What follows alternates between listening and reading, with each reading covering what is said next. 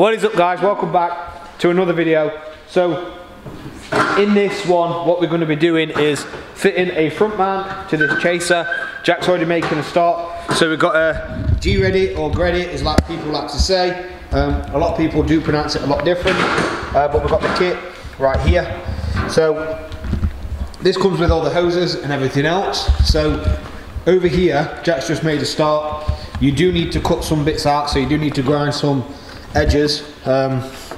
Jack's just test fitting a few things right now, but you do have a bit straight into it. You do have to cut this section out here, same on the other side, to make sure it fits. So Jack's just going to show you quickly here, so you can see where that sits in there. You do have to cut that out. Obviously it is going to get tidied up and everything, so be prepared to do that. But it's got to all fit nicely, it's got to fit where it should. You may have to make another bracket here, because it is quite a way away, to be fair, because you can't really cut any more into the back, because you've got a lot more metals and stuff from the frame itself down there.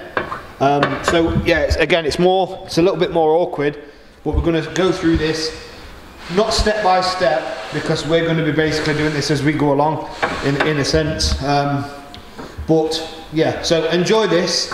We're going to jump straight in. Jack's going to have some more fun test fitting this and cutting some more bits out. Right, so a bit more progress here. So we're going to break this down. We didn't actually have to make a bracket. We realised that you put the catch back in and it does bolt up to the catch. There is a little spacer. If I just zoom in here, right there, see it just there? There's a little spacer that sits in there that comes with the kit. Just get you guys back in focus. So once these bits have been taken out at the front and everything's all bolted on, it gets bolted at the top, it gets bolted underneath as well through the bar. Have you got a drill through that, Jack? Yeah. Yeah, so you're gonna have to drill through this bar. You can see just here, there's one there and one bracket further along. You can't actually see it. There we go. Just there. So they need to obviously be drilled through, go straight through. This is, to be fair, this could actually be used on how to fit any intercooler, in all honesty, because it's pretty much the same process. It's like I wouldn't say a universal guide, because it is kind of a universal guide, because they all fit pretty much the same. You do pretty much have to drill onto the body itself. You do have to attach it for itself. If you get it for the car, then usually you don't have to drill much. For example, the VXR, the Corsa VXR, you do have to drill at the top to the crash bar as well, but it sits in a similar position, and then there's a few other little bits you have to take out as well. Obviously we've done the Astra VXR one as well, time lapse if you want to go back and see that. We also did another video on that, but at the same time it is pretty much all exactly the same. So there's no there's no really different way of doing it, apart from just making sure it's secure to the car. If you're making sure it's secure to the car, you're not going to have an issue, really. If you guys haven't seen this build as well, make sure you're going to check it out up here. If you are, I've just clicked on this because you want to know how to install an intercooler, then hello. We're Rusty Autos, we do lots of things. We do also do car builds, remapping, all that sort of stuff, amazing stuff. This car is going to be built to, we're hoping, 600 horsepower plus. There's a very, very big turbo there that Jack's putting his finger in, which will censor for you guys' eyes. But yeah, if you want to see that in the start of this project, click up here and you can go ahead and watch it from the beginning of building a 600 plus horsepower 1JZ engine. So, obviously it's got the Borg and the turbo. We do explain all this right at the very beginning. But back to the intercooler. So now the intercooler is actually in, minus the bits drilled at the bottom. Problem? Yeah, there is a problem with this, which is the crash bar at the front, which we're probably going to have to do some modifications to this bar as well. Jack, just show them quickly what the problem is. So obviously when you put that where it should be, touches the intercooler. So some modifications are probably going to have to be made. It's nowhere near in place. No, it is nowhere near. Or it's either modifications to be made depending on the customer, or if it's for yourself, you decide what you want to do. Yes, you. But we're going to ask the customer what he wants to do, whether he wants to keep that there or whether he doesn't.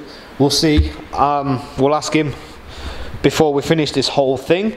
So we don't really need to show you modifying that little bar. even if we do, if you do want to modify it, just cut a bit out or see where it all fits properly. But again, if you don't need it, don't use it. Then after that, it's basically the pipe work. So you do get pipe work with these kits, which you can see here. We are putting some of this pipe work on. We're not putting all the pipe work on though, because it's going to be custom made for some of this stuff down here. We're going to get the pipes that come off the turbo and all that sort of stuff custom done. So we're not really going to include that, but if you was genuinely doing it just for yourself, and you did buy the kit, full kit there, just follow it round where it should go. Again, there's usually instructions in with these to sit it where it needs to be. It's pretty much really straightforward, relatively speaking. So in all honesty, it's not really a way that we can show you properly how you do it, because every single intercooler is different, but they all form on the same principle. So they do have to be secured to the body pretty much. And you're just following the existing pipework, really. You really are, unless you're doing a big power build like this, where the pipework does have to be a little bit separate, but you do kind of get the turbos and everything to line up where it usually was, so the pipework's amazing. But again, with this, because it is a big power build, we are going to have to do some custom pipework. So some bits are going on, some bits aren't. As I've mentioned, as well for this build, there is going to be Mishimoto radiator and fan kit down there. That's going to be fitted as well at some point later on down the line. But yeah, it's easy. Like I said, it's easy to do. Just use some general knowledge, use the fitting instructions that come. You will probably need a drill and probably a grinder of some sort as well, just to get anything out the way that you don't need. But other than that, they do take a while. Front bumpers obviously always have to come off, but you can do it yourself, so give it a try. Why not? Any questions that you've got, drop them down below as well, and we'll try and answer them. But Jack's going to continue doing some more of this, get some more cinematics of this being put on, and then we'll get back to you very, very soon.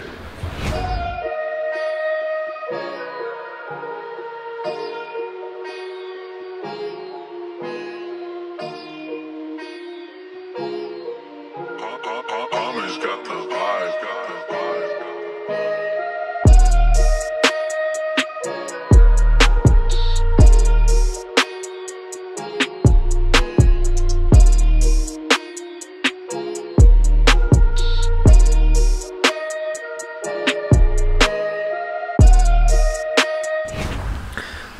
Okay, so the front mount is now on. So basically we're going to have to cut the crash bar, which is all marked up already down here pretty much. It needs just a little bit more fine tuning, so to speak, but that does need cutting out. It does explain in the instructions as well that it needs cutting, which will then sit back here, and then allow the indentation for the intercooler itself anyway. So the pipework's all in. You can see it going all the way back up to here and all the way around here. The other bits are going to be custom, I'm pretty sure. What's up? Don't go over there. Why? What happened? I died. Don't walk over here then and draft it near me. Come here. No, get your backdraft away. Go. No. Stay. No. Stay. Oh, Jack! As I was saying, so there's not really anything else we could pretty much show you on this, because it's done really, rather than it's done really, other than the crash bar being cut. Again, the crash bar is pretty simple. You're gonna have to just cut it out with a grinder and make it so it's all nice and smooth, just so it fits. That's pretty much it. There's not really much else to it.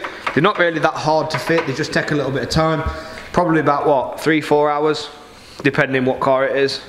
Sometimes you can do them in 2, but it does depend. I'm gonna leave this here. Any questions, drop it down below, but there's not really much to show. They are quite straightforward. A lot of people try and make them more complex than they actually are. Some cars do need them mapping in, if you do go for uprated intercoolers.